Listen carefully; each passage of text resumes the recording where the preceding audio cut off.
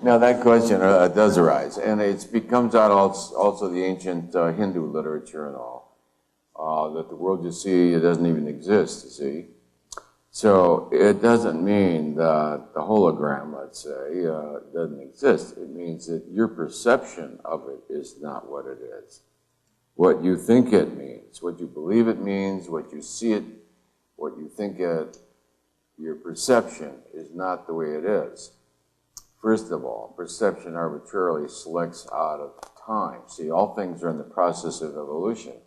So perception does like a cross-section, chop, puts it up on the screen and says, this is the way it is. So it takes it out of time, it takes it out of context.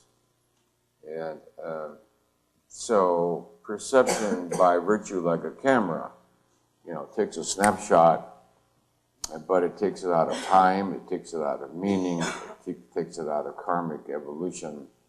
So we can't really see. The reason we can't judge anything is because we can't even see what it is. All we have is an appearance.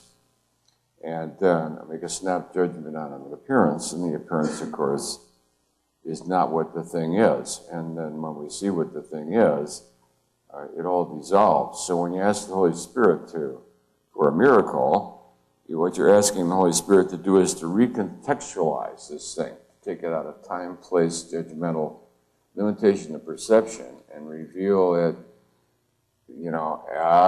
as a consequence of the field, which takes you out of temporal time.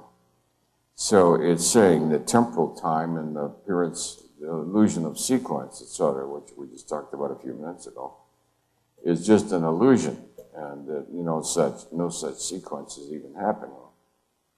And the reason you can't judge about anything, make any judgment, good or bad, by the way. People think good judgments are okay. No, they're the same downside as bad ones, because they're still based on illusion of merit, that you have the capacity to arrive at a correct judgment, unless you see where that is at evolutionary time. Let's say a person goes out of a body after the fourth lifetime of failure and says, this time I'm going to make it or die, and chooses the pathway of addiction. As they go to hit bottom, then what you're seeing is a success. Success. Finally getting near the end.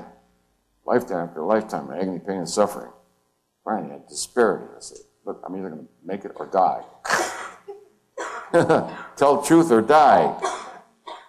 So that's a stunningly successful lifetime that you're witnessing. For us to say, oh, he's a spiritual failure because he hasn't surrendered yet. Wow. I mean, you can't surrender until you surrender.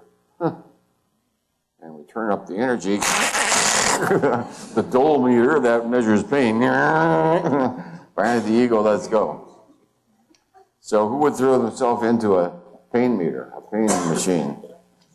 Only a person desperate to reach God. Spiritual desperation drives people to such extremes.